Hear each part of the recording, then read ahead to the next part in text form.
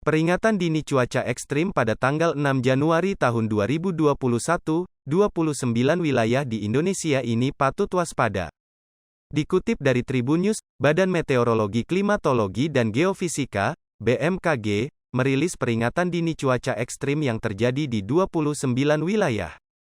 BMKG memprediksi 19 wilayah di Indonesia berpotensi hujan lebat disertai petir dan angin kencang. Sementara itu, 10 wilayah lainnya diprediksi berpotensi turun hujan disertai petir sampai angin kencang.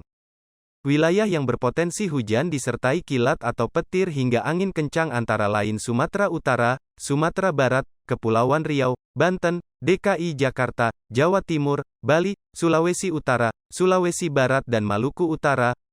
Sementara wilayah berpotensi hujan lebat disertai kilat, petir dan angin kencang antara lain Aceh, Jambi, Sumatera Selatan, Kepulauan Bangka Belitung, Lampung, Jawa Barat, Jawa Tengah, Nusa Tenggara Barat, Nusa Tenggara Timur, Kalimantan Barat, Kalimantan Tengah, Kalimantan Utara, Kalimantan Timur, Gorontalo, Sulawesi Tengah, Sulawesi Tenggara, Maluku, Papua Barat dan Papua.